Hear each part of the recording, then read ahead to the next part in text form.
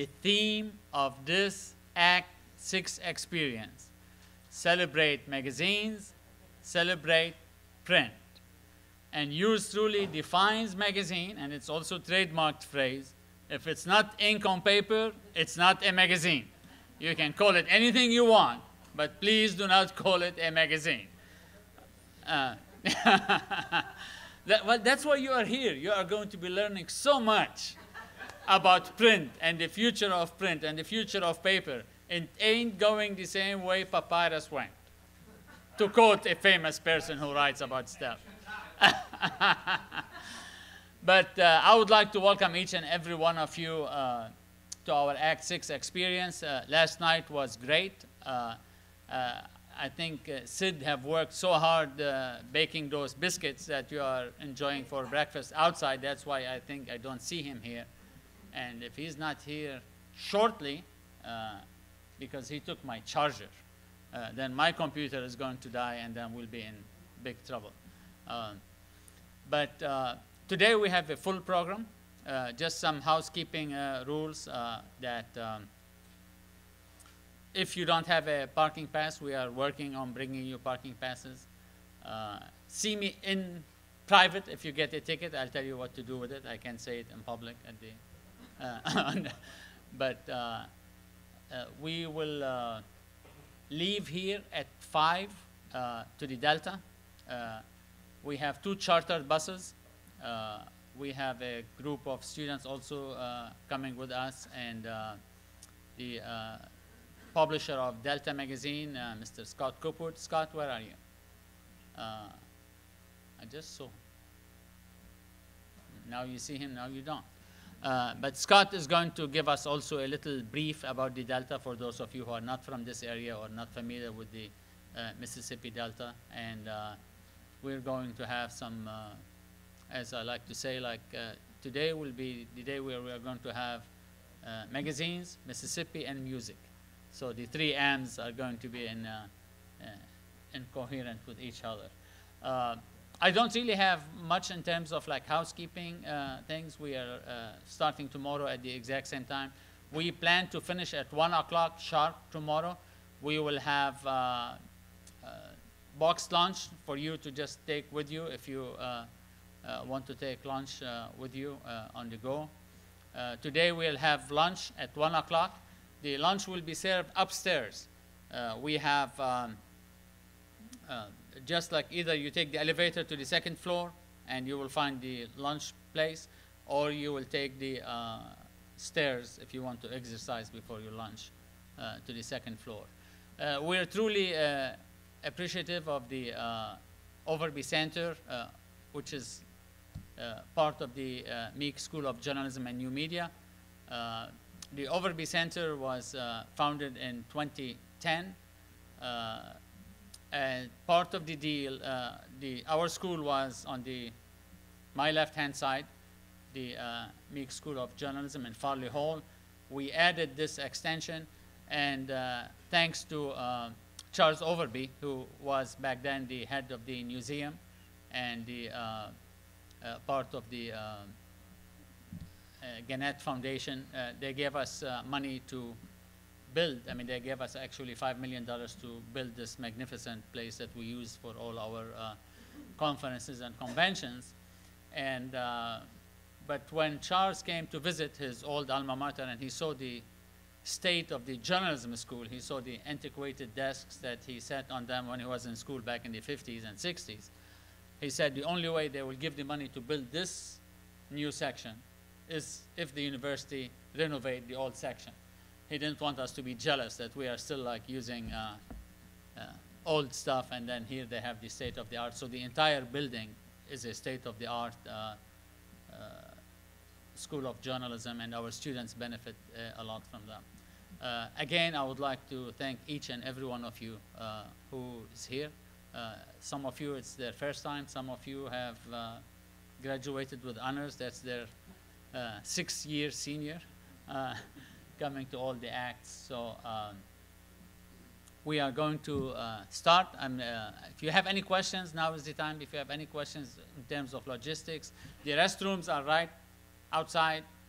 The if you need wireless, see me. I can give you an illegal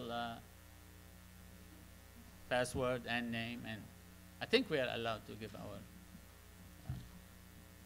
Any questions? Okay, so without further ado, we are going to commence day 2 of the Act 6 experience.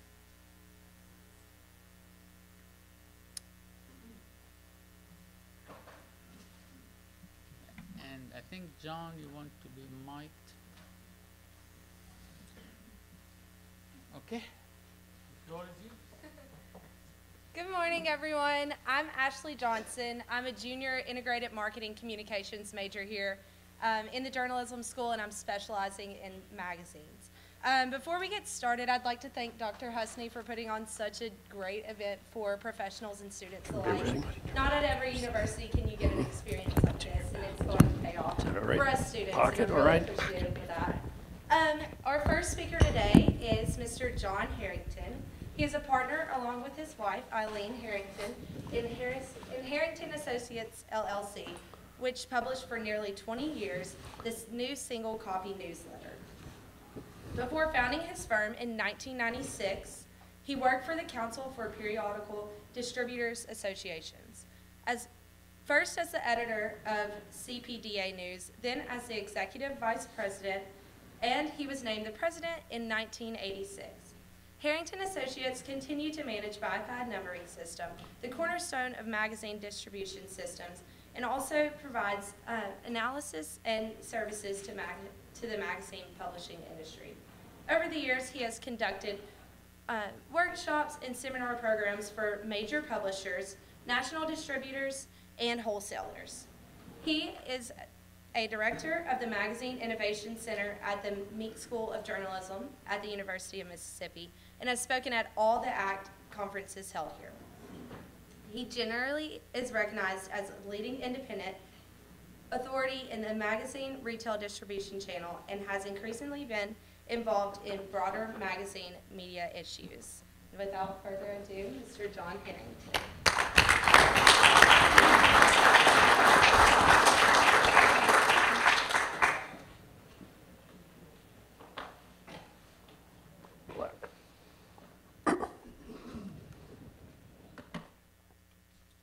Thank you, Ashley. And thank you, Samir, who I actually refer to more often as Bubba. Seems quite appropriate to me. Anyway, Ashley mentioned that in recent years, I've gotten more involved in looking at broader industry issues than just retail. And last night, we heard Tony Silber give an outlook of really the broad future of magazines and magazine media. Sid Evans did an outstanding presentation on how Southern Living is dealing with this. But today, I'm going to get narrow again and talk about just the magazine retail distribution channel or newsstand sales. And it's going to kick off a morning that is essentially about newsstand. Magazines. Like Samir, I love them. I loved them even before I became involved in the magazine business. I never wanted to tell anybody who was signing my checks that, because I thought that might expect them to make my check a little less because of my love, but I kept it secret for a long time. But I have always loved magazines, and I still do, and look forward to receiving them, look forward to buying them, and seeing them. Magazine covers, particularly, I loved what Sid Evans said last night. The immersion factor of somebody with a magazine is about 40 minutes. The immersion factor on a website is about 4 minutes, but Sid says he can stare at a magazine cover for 4 minutes. And there's a lot to stare at. Magazine covers are an art form all by themselves. They highlight the world. They adorn coffee tables, but frankly, the thing they really adorn and the place they look best is on magazine racks, whether we're talking about the traditional old-style magazine newsstand or a modern magazine fixture in a large mass-market retailer like drugstores, supermarkets, chain bookstores, independent bookstores, terminals. There is just something for everybody there. There's something to look at for a long time.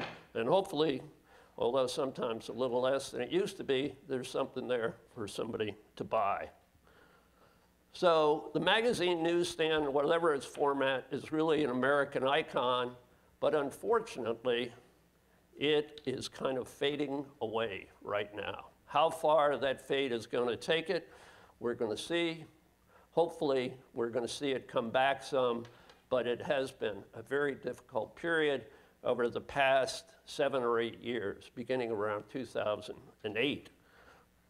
So that really is the topic that I'm talking about today. It's a little different than what it says here in the book, but it's a short history of the long story of the magazine distribution channel. And the question right at the beginning of that is, of course, what ever happened to it? Well, first of all, there were 3 large explosions over the past 21 years, 1995, 2009, 2014, and then there were a lot more kind of gradual erosions of things that occurred over that period.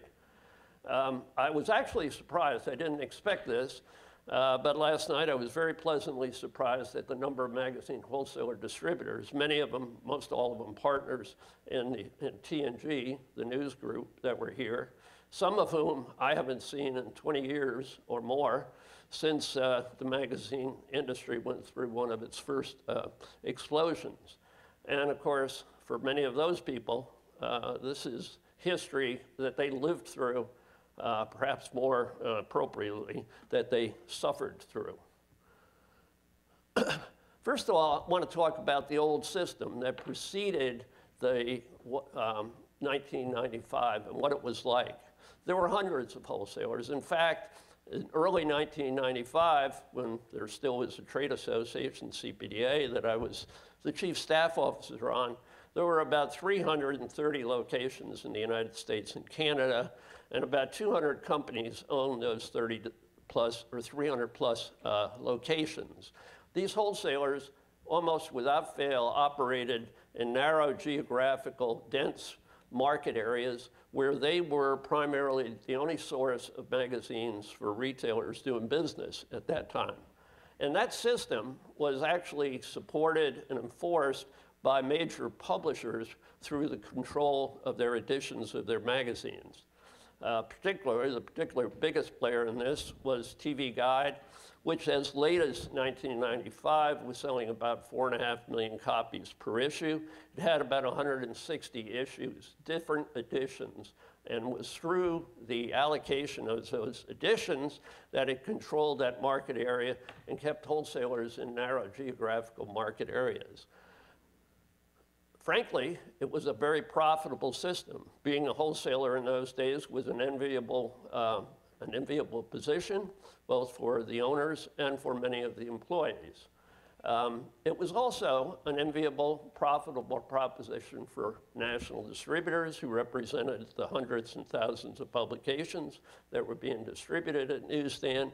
And it was a profitable operation for most publishers who were selling a good number of it, because the publishers also controlled the pricing structure of the business, and you ended up with a gross margin for retailers of about 27% when you added in incentives and display allowances. Frankly, that in later years, retailers demanded much, much higher prices, but the fact was it was a profitable business and probably the most profitable general merchandise item in the chains, retail chains, supermarkets particularly. And there were few national retail chains in that period, which also enhanced and made it easier to maintain the tight control of the marketplaces for the wholesale companies.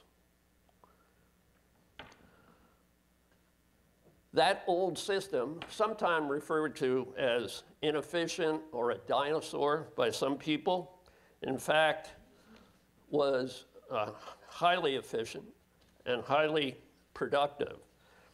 In 1994, the last full year of the old distribution channel, it sold 2.1 billion magazine units, a value of almost $4 billion in retail dollars for retailers, and it had a 41% retail sell-through.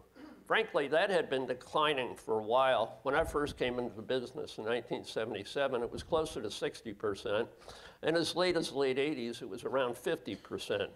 The efficiencies actually, or the decrease in efficiencies actually were a product of the growth of retail chains and the size of retail chains, because you had to put an awful lot more product into those chains to cover the rack space, and it decreased the efficiency. But it was still, as you will see shortly, 41% was a pretty enviable number for retail sell-through. Last year, the modern channel, which I'll describe a little more in a few moments, sold 450 million copies. That's less than 25% of the number of copies sold in 1994, for a value of $2.5 billion, or about a 40% decrease in the value of retail dollars for magazine retail sales. And in fact, at the peak of the dollar value in 2007, oftentimes referred to for the magazine distribution channel as the last good year, it was about $5 billion.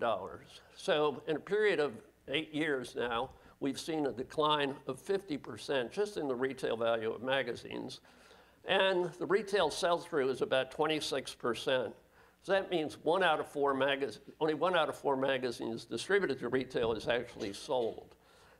This change certainly has increased the pressure on everybody in the system. The handling costs obviously are much, much higher. In fact, not only does a wholesaler put out 4 copies to sell 1 copy, but they're bringing back 3 copies as well. So that means they're handling 7 copies of the magazine to sell 1 copy. And you can start to see the pressures economically that brings on the system.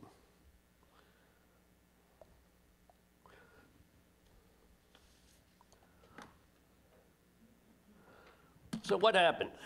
What were those 3 big events? 1995, I refer to as the era of the Great Disruption, when the retailers changed the contractual relationships between wholesalers and retailers. In 2009, another great disruption when Anderson News, then the second largest wholesaler with about 25% market share, exited the business. And 2 years ago, in 2014, the Source Distribution Company, their magazine wholesaler part of their company, collapsed, went into bankruptcy, and took down about 30% of the business. So each of those had enormous impact on the chain right at those moments, but they were an impact of a much more gradual decline, a much more gradual inefficiency, and financial pressures that existed over a longer period of time. That's what I'm referring to as a few other things.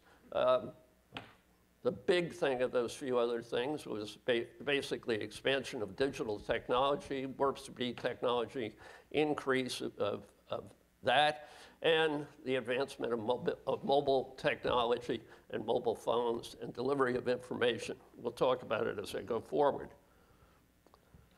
In 1995, after long years of pressure and retailers growing from smaller regional chains to larger super regional and some national chains, they put more and more pressure on the wholesaler system to break down the idea of regional distribution market areas, dense, exclusive market areas, and literally forced wholesalers who were feeling pressures from a lot of other things to expand outside of their markets. And it began a period of literally ruthless competition, virulent competition between wholesalers who had not experienced practically any level of competition prior to that point. And I said that the average margin for retailers, a gross margin for retailers of magazines back in 1994 was about 27%. Within a very short time, by early 1996, it had probably grown to over 35% as a gross margin, just for the retailers, plus the fact that wholesalers became very competitive about providing merchandising services and in-store maintenance, and also were purchasing the right to to sell magazines in those stores. So you can see what that did to the wholesaler economics.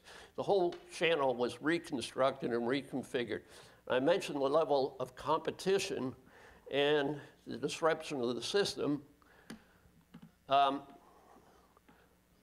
probably turned that too quickly, but like I said, there were 330 wholesalers with about 200 operating ownerships in 1994.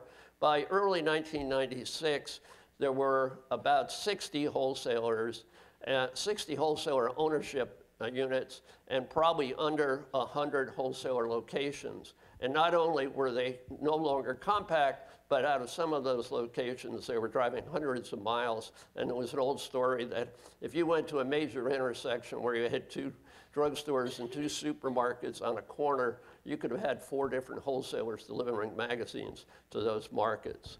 So it changed the entire nature of the business. The chains had expanded to regional and national. There were more publications, more titles, but fewer mega titles. And that was a major impact and why the system didn't hold together. In 1994, there were probably about 15 to 20 magazines that averaged more than 1 million copies per issue of sale. And as I said, TV Guide at that point was about 4.5 million copies. Magazines like People were about 2 million copies, and other publications were somewhere in that range. Tabloids and some of the women's service magazines were well over 2 million. Today, there are no magazines selling 1 million copies per issue.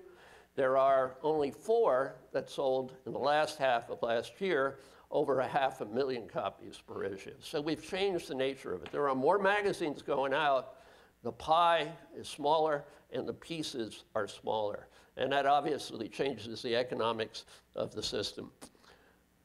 Frankly, I think wholesalers and suppliers, national distributors and publishers, failed to recognize those shifts and institute the needed changes that could have taken place prior to 1995 and the big collapse. I should say, in fairness, they may have recognized some of the things. Frankly, they were endlessly talked about, but there was a failure to take action on it, a failure to work together to kind of consolidate, to make bigger regional wholesaler operations that could resist the retailer demands. But in general, up to that point, from the publisher's point of view, it was still a pretty profitable business. They were selling lots of ads, and I've often understood, talking to some national distributor and publisher circulation executives, that when they'd go to senior management and say, you know, we've got some real problems in the distribution channel, and publishers would say, you know, we're selling lots of ads, and we're still selling a lot of magazines out there. Why don't you worry about just selling more magazines, and we'll worry about selling the ads? And a lot of the problems were kind of pushed under the table.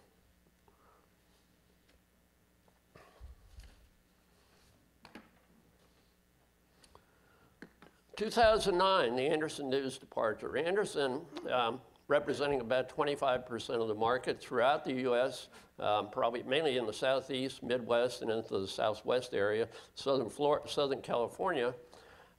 Like all the wholesalers, had been feeling a lot of pressure on the economics of the situation. They talked about it endlessly. They talked to publishers about improving the margins, trying to help support them better. But for the most part, the industry dealt in Band-Aids, not surgery, in terms of changing the nature of the system. And in 2009, Andersen came basically and put some demands in front of the publishers, and the publishers refused the demands. And with a short time, practically overnight, Andersen closed its operations, and 25%, it's even more because of some other complications, nearly for a short time, about 50% of retailers did not receive magazines in their stores. It settled down fairly quickly. Other wholesalers moved into those areas, but in the meantime, some retailers never returned to service. Smaller retailers lost magazine service entirely during that period. And at the end of the day, when this all settled, there were 3 large traditional wholesalers and 2 direct magazine distributors. These are distributors that service directly to retail bookstores and a lot of specialty operations. And this represented better than 90% of the market. There were still a handful of smaller wholesalers, operating, but in very limited markets and small retailers.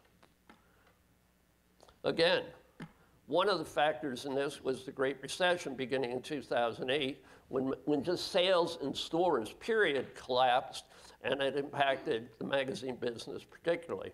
Magazine business and retail accounts depended tremendously on what we call, what do we call them? Impulse sales. I knew there was a word for it. People didn't plan to buy magazines. They might have planned to buy one or two magazines, but when they got there and they saw these beautiful displays with all these great covers, they bought more magazines.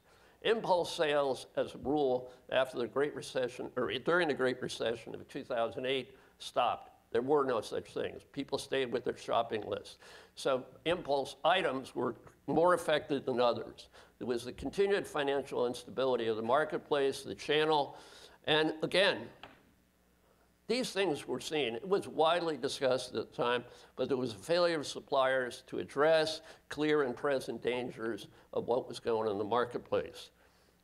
Again, everybody had talked about it, but few had done anything about it over that period of time.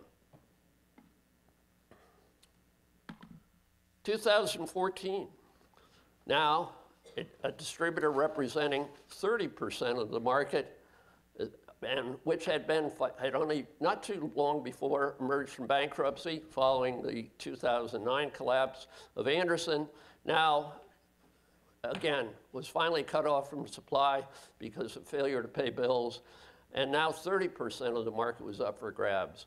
And this was even a much more difficult market to recover the retail sales in, because in many of those areas, they were the lone distributor. There were not other wholesaler distributors that could easily move into the market. You probably hear some about that later, but it was a massive, massive effort on the two remaining traditional wholesalers and now one remaining direct distributor that was left in the market, as it was one of the direct distributors had been a division of the Source Distribution Company.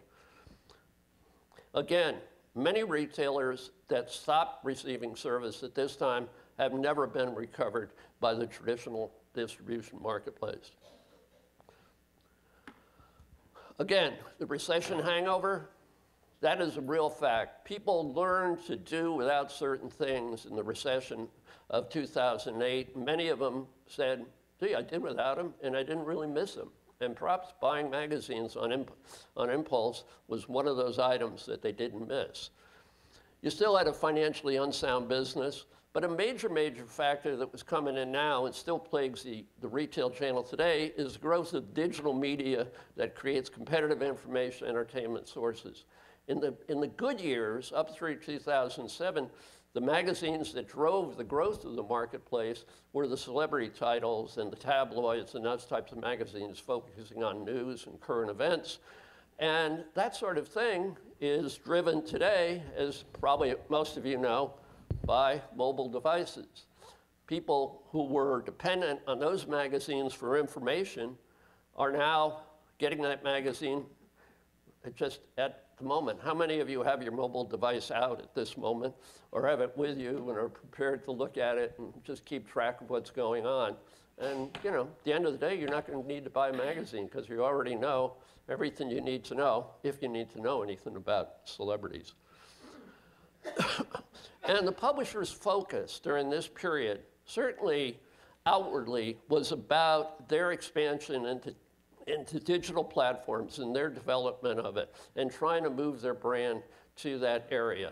And that also was a depressant. Retailers were hearing that every time they picked up a magazine or a paper reading about what was going on in media. They saw the publishing companies were talking about expanding into digital and mobile activities, and it discouraged the sale of retail magazines. And with the issues that had plagued the system for so long, these three areas of big explosions, publishers became disenchanted to some extent with the retail marketplace.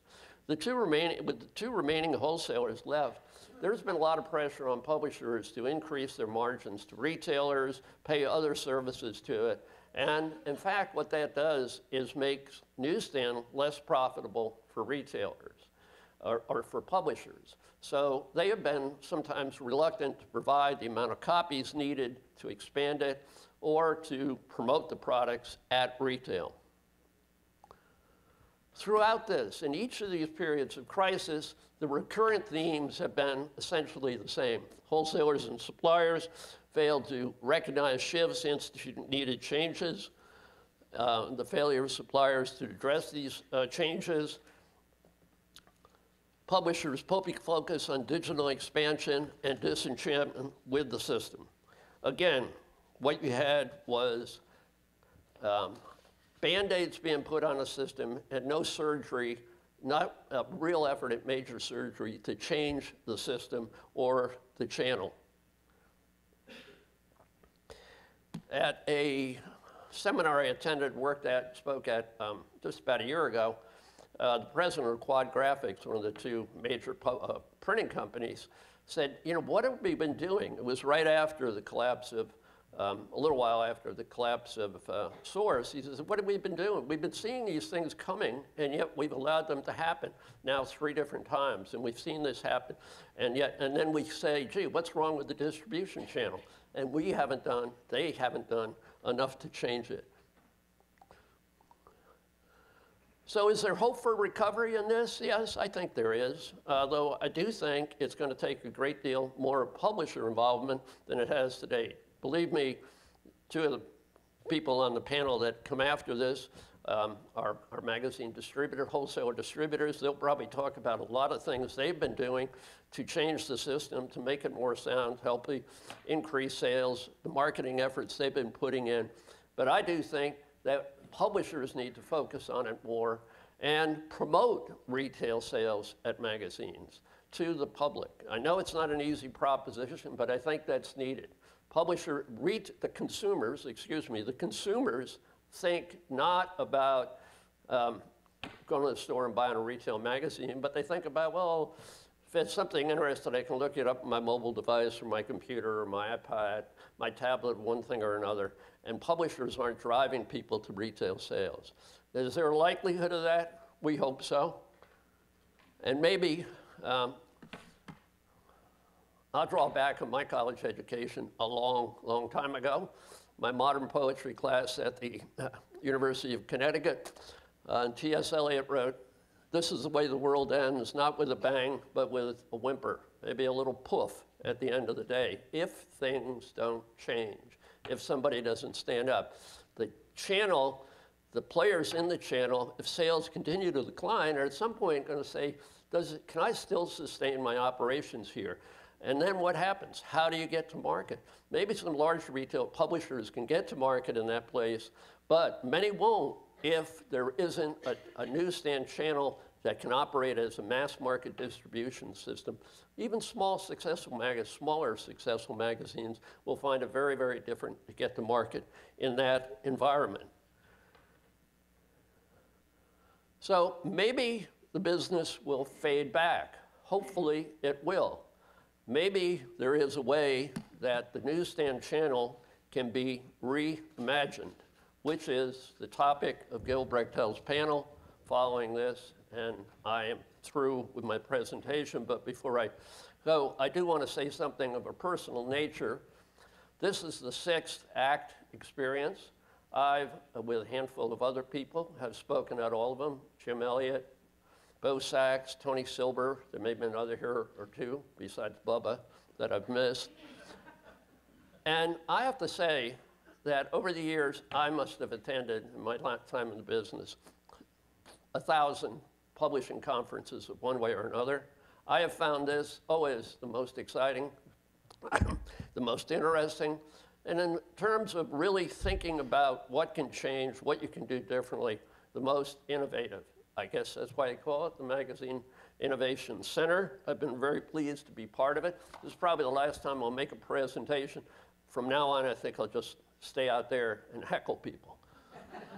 Anyway, that's my presentation. Thank you.